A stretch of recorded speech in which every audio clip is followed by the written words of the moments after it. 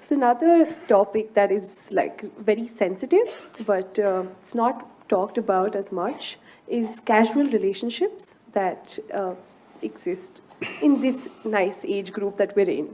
So yeah, I'm just going to say good things about us. So people engage in physical relationships today, and what they lack is a lot of emotions. And we want to know if it's opinion, I mean your opinion on it, and whether people do it by choice. Is it healthy? Is it, what to make of it? Boleh saya menceritakan satu humor?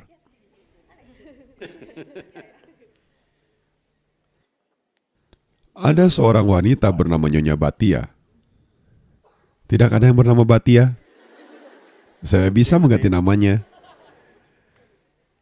Nyonya Batia merayakan ulang tahun pernikahannya yang ke-50. Setelah merayakan ulang tahun pernikahannya,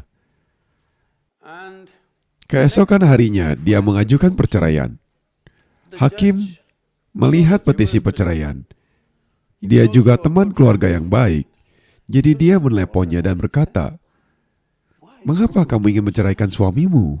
Dia begitu lugu.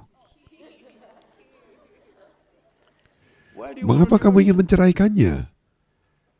Dengan alasan apa kamu ingin menceraikannya?" Dia berkata, "Dia tidak setia padaku. Dia telah menipuku." Bagaimana kamu sampai pada kesimpulan ini? Baru kemarin kamu merayakan ulang tahun pernikahanmu yang ke-50. Kamu baik-baik saja kemarin. Bagaimana kamu menyimpulkan ini? Saya sedikit bernostalgia dan melihat-lihat album foto. Lalu saya lihat, tidak satupun dari 5 anak saya yang mirip dengannya.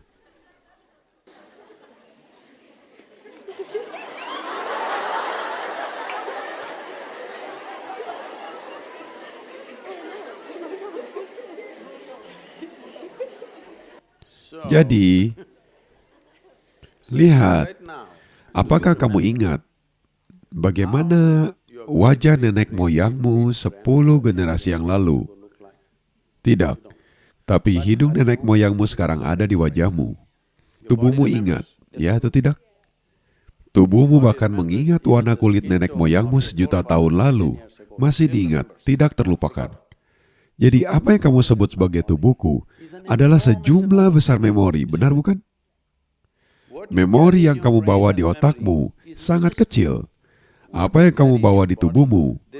Ada memori evolusi, ada memori genetik, ada memori karma, ada tingkat memori yang bisa diartikulasikan dan yang tidak. Ada begitu banyak jenis memori. Kamu pikir kamu tahu cara berjalan sekarang. Tolong pahami, hanya karena tubuhmu telah membangun memori itu. Jika tubuhmu lupa, kamu tidak bisa berjalan. Jadi, jumlah memori untuk setiap hal sederhana yang kamu lakukan. Kamu tahu apa yang harus dimakan, apa yang tidak, bagaimana cara makan, kamu harus memasukkannya ke dalam mulutmu, bukan ke telingamu. Ini mungkin terlihat lucu, tapi kamu tidak tahu jika kamu tidak ingat. Jadi tubuhmu adalah gudang dari sejumlah besar memori, dan ia terus merekam dalam setiap saat.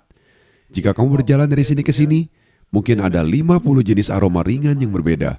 Kamu mungkin tidak sadar, tapi tubuhmu menangkapnya dan mengenalinya.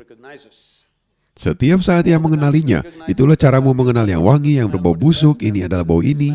Kamu mengenali berbagai aspek, suara, bau, ini itu, karena pengenalan konstan sedang terjadi. Jadi memori tubuh ini, secara tradisional dalam budaya ini, kita sebut runanubanda. Artinya adalah memori fisik yang kamu bangun.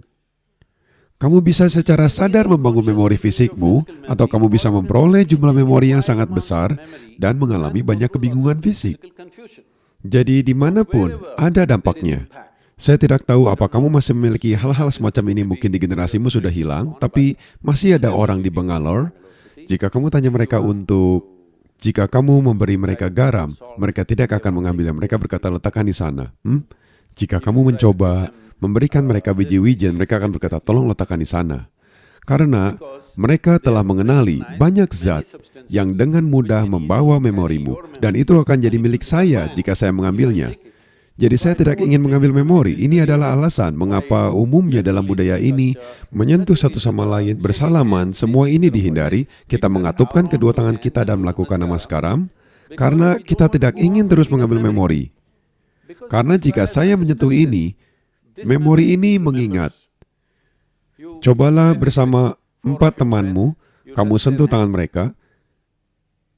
Jangan coba untuk mengingat secara sadar. Setiap hari sentuh tangan mereka lalu lupakan. Besok, jika orang itu datang dan menyentuhmu, kamu tahu ini tangan siapa, bukan? Jadi tubuh yang mengingat, bukan pikiran. Tubuh fisik mengingat, ini yang disebut sebagai runanubandha. Ketika ada interaksi seksual, atau ada jenis keintiman apapun yang melibatkan pikiran, emosi, dan tubuh, jumlah memori yang tertinggal di sistemmu sangat besar. Berdasarkan konteks ini, mereka berkata, kamu harus menjaganya sesederhana mungkin. Ada aspek lain di mana dalam proses tantrik dan lainnya di mana mereka dibutuhkan, mereka mempersiapkan diri selama bertahun-tahun untuk menjauhkan diri dari tubuh dengan cara yang sedemikian rupa, sehingga tubuh tidak menangkap apapun dari manapun. Ini dilakukan seperti sadhana, bukan sebagai perilaku seksual bebas. Jadi, pertanyaannya bukan soal moralitas. Pertanyaannya adalah, apa yang ingin kamu lakukan dengan dirimu dalam hidupmu? Jika kamu ingin hidup di mana kecerdasan dalam dirimu menjadi yang paling dominan di hidupmu, bukan tubuh fisikmu, maka kamu harus menjaga memori tubuhmu sesederhana mungkin. Inilah alasan memakan jenis makanan yang sederhana. Kamu tahu, orang beralih ke jenis makanan yang sangat sederhana yang tidak rumit. Bahkan sekarang, saya makan 1 kali sehari, dan saya hanya makan 1 item di makanan itu. Saya tidak akan makan 10. Saya mungkin makan semua itu di hari yang lain, tapi hari ini saya akan makan hanya 1 item. Karena hal itu menciptakan perbedaan besar. Cobalah bereksperimen dan lihat, jangan hanya mendengarkan ucapan saya. Bereksperimenlah dan lihat, terutama ketika waktu ujianmu tiba, makan makanan sederhana dan lihat perbedaannya. Bagaimana kecerdasanmu berfungsi, seberapa waspada kamu, semuanya. Jadi, apa yang ingin kamu bangun dari dirimu? Apakah kamu ingin membangun dirimu untuk menjadi supernova seksual atau tidak? Saya katakan beberapa orang mungkin memiliki niat itu terserah mereka. Tapi apa yang ingin kamu lakukan dengan hidupmu adalah hal yang harus kamu putuskan.